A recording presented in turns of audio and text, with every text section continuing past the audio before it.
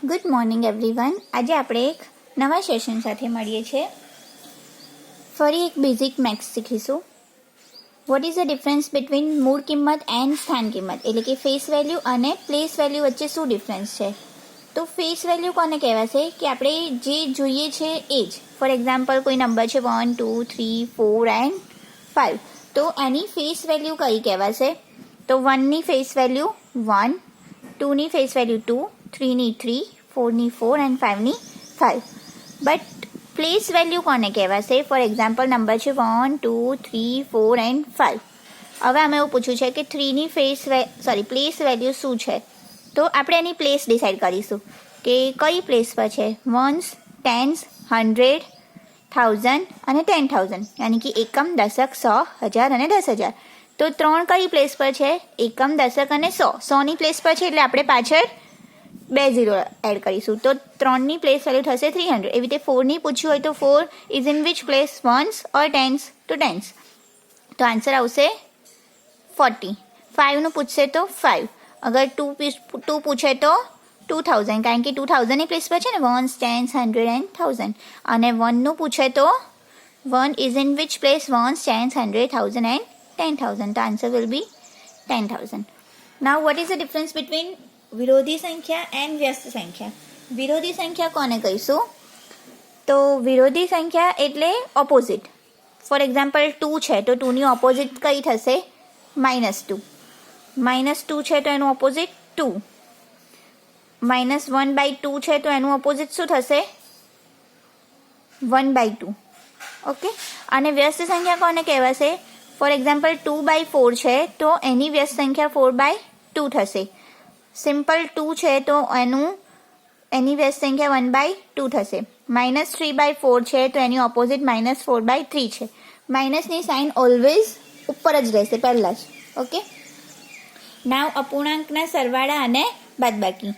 આ એક બેઝિક છે, તમને બહુ ઇઝી લાગશે, બટ પાછળ સમમાં આ જ ઉપયોગી આવશે. ઓકે. હવે 2 - 3/5. હવે કોઈ બી અપૂર્ણાંક હોય તેના સરવાળે બાદબાકી કરવા હોય તો આપણે પહેલાં જે છેદ હોય ને એને સરખો કરવો પડે. ફોર એક્ઝામ્પલ આગળ 5 છે, બટ આગળ તો 5 છે જ નહીં, તો આગળ 5 લાવવા માટે આપણે ઉપર નીચે બંને 5 વડે મલ્ટીપ્લાય કરીશું. તો 5 2 10 અને 3 એવા ને એવા, અને નીચે 5. તો 10 - 3 = 7/5. દેન નેક્સ્ટ 4 + 7/8. તો અહીંયા 8 છે, 4ની નીચે 8 લાવવા માટે આપણે ઉપર નીચે 8 વડે મલ્ટીપ્લાય કરીશું. તો 4 8 32 + 7 / 8. તો 32 + 7 = 39/8.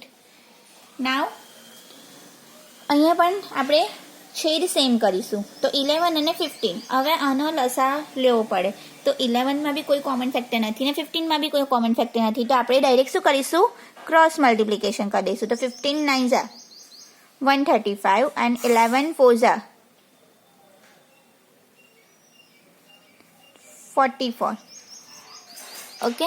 અને ડિવાઈડ બાય 11 મલ્ટીપ્લાય બાય 15 કેટલા થશે?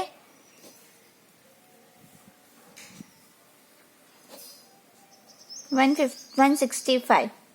હવે આ સોલ્વ કરો એટલે આપણો આન્સર. Now next 7/10, 2/5 and 3/2. તો આનો આપણે લસા ફાઇન્ડ કરીશું. હવે લસા જો ના આવડતો હોય તો એક ટ્રીક શીખવાડું. જે મોટો નંબર હોય ને એને મલ્ટીપ્લાય કરવાના, મલ્ટીપ્લાય બાય 1, મલ્ટીપ્લાય બાય 2, એવી રીતે મલ્ટીપ્લાય કરીને ચેક કરવાનું કે એ જે નંબર છે એ 5 અને બીજા બે જે નંબર છે એના ટેબલમાં આવે છે કે નહીં આવતો. For example 10 2 20. તો 25ના ટેબલમાં આવે? યસ. 2ના ટેબલમાં આવે? યસ. દેટ મીન્સ કે આનો લસા કેટલો થયો? 20. જો 20 આ બંનેના ટેબલમાં ના આવતો હોય તો આપણે આગળ ફર્ધર મલ્ટિપ્લિકેશન કરીશું. For example 10 3 30. તો 35ના ટેબલમાં આવશે? યસ. 2ના ટેબલમાં આવશે? યસ. એવી રીતે. તો 30. હવે આગળ 10 છે, 30 લાવવા માટે 3 વડે મલ્ટીપ્લાય કરીશું, અને 30 લાવવા માટે 6 વડે, અને આગળ 30 લાવવા માટે 15 વડે મલ્ટીપ્લાય કરીશું ઉપર નીચે. તો 7 3 21, 6 2 12, 15 3 45. ડિવાઈડ બાય નીચે આપણે કેટલા 30 હતા ને, તો 30. હવે આને સોલ્વ કરો એટલે આન્સર. હવે આ મિક્સ ફ્રેક્શન છે, તો મિક્સ ફ્રેક્શનને આપણે પહેલાં તો ફ્રેક્શનમાં, મતલબ કે પ્રોપર ફ્રેક્શનમાં કન્વર્ટ કરીશું. તો 5 3 15, 15 + 2 17/3, અને 4 4 16 + 3 19/4. હવે આ 3 છે ને આ 4 છે તો ક્રોસ મલ્ટીપ્લાય કરો. 17 4 જા 68, 19 3 જા 57, 4 3 જા 12. હવે આ સોલ્વ કરો એટલે આપણો આન્સર. તો અહીંયા સુધી આટલું બેઝિક મેથ્સ હતું. હવે આપણે નેક્સ્ટ શું શરૂઆત કરીશું તો સ્ક્વેર અને સ્ક્વેર રૂટ. ઓકે, તો આના પણ બેઝિક થોડા રૂલ્સ છે કે જો એકમનો અંક 2, 3, 7 અને 8 હોય તો તે સંખ્યા પૂર્ણવર્ગ સંખ્યા નથી. એટલે કોઈ બી પૂર્ણવર્ગ સંખ્યા છે કે નહીં એ આપણે ચેક કરવું હોય તો કેવી રીતે કરીશું? તો એ સંખ્યાનો એકમનો અંક કોઈ બી દિવસ 2, 3, 7 કે 8 હોવો જોઈએ નહીં. અગર જો 2, 3, 7, 8 છે દેટ મીન્સ કે એ પૂર્ણવર્ગ સંખ્યા નથી.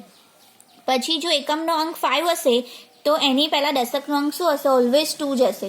દેટ મીન્સ કોઈ બી સંખ્યા 5 થી એન્ડ થતી હશે ને તો એના લાસ્ટ 2 ડિજિટ 25 જ હશે. કોઈ દિવસ 35 or 75 or 15 એવા હશે નહીં. લાસ્ટમાં 25 જ હોવા જોઈએ ઇફ લાસ્ટ ડિજિટ 5 હોય તો. પછી 0, તો 0 ઓલવેઝ કેવા હોય? બેકી સંખ્યામાં જ હશે. ફોર એક્ઝામ્પલ 2 0 હશે, 4 0 હશે, 6 0 હશે, 8 0 હશે, 10 0 હશે, એવી રીતે. કોઈ બી દિવસ 1, 3, 5, 7, 9 એવા નંબરમાં 0 હશે નહીં. અને જો એવા નંબરમાં 0 હોય તો એ પૂર્ણવર્ગ સંખ્યા કહેવાય નહીં.